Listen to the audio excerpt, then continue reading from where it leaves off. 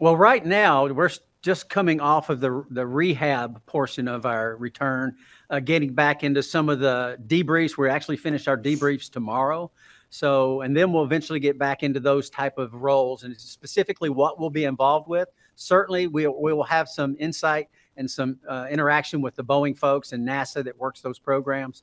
But who knows what we'll be working on as time goes on. Like we're getting our next crew member here.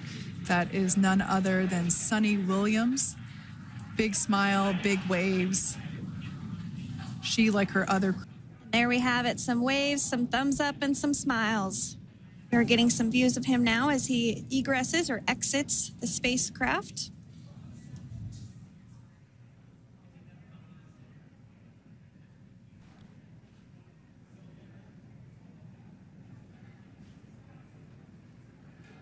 I think initially we'll start from the very beginning.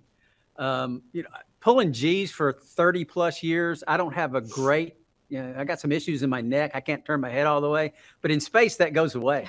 You don't have any stress on your body, no problem with my neck. We're still floating in the capsule in the ocean, and my neck starts hurting while we're still hadn't even been extracted yet. So anyway, gravity stinks for a period. Yeah. And that period varies for different people, but eventually you get over that neurovestibular balance type of issues, and then your back is not used to holding up your structure, so the muscles tense up. So that was really the first month to 45 days of that, and then we graduated and back to normal. And I felt, though, honestly, I was still tired. Like all the little muscles are getting re-engaged, and so it kept me not being able to wake up like I normally like to wake up early in the morning until about a week and a half ago. Then I'm like up at 4 in the morning. I'm like, aha, I'm back. So, I think all of that just takes a little while to get back to gravity. Just like Butch said, it's just a little bit of a readaptation. And then, we're here and we're feeling fine. It's been a little bit of a whirlwind because we also have obligations to all of our the folks that we worked with, the International Space Station program, the Boeing NASA team for Starliner, the science program. So we've been doing debriefs also for the last month or so. So it's been pretty busy.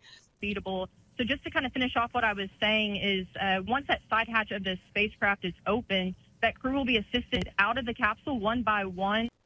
I think that would probably be a smart thing to do, just to make sure everybody feels good about the spacecraft and they've taken care of the issues that we saw when we were up on board. So it seems like the logical thing to do. I think we're pressing in that direction.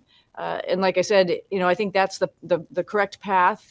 Just like SpaceX had cargo vehicles, the Russians also have cargo vehicles, and they test out new concepts on those cargo vehicles before they implement them into ones that have humans on board. And it seems like a logical path. So hoping Boeing and NASA will decide on that same course of action. There's obviously, if you get into a situation like we were in, there's obviously some things that were missed, right? That's obvious, even to the casual observer. Why were they missed? We got to figure that out. And we need to correct those reasons why they were missed. And the things that were missed, we have to correct those as well. And that's the process that we're undergoing right now. And those details are varied and more, like I said, more time than we have right now to discuss. But that's the pathway that we're on.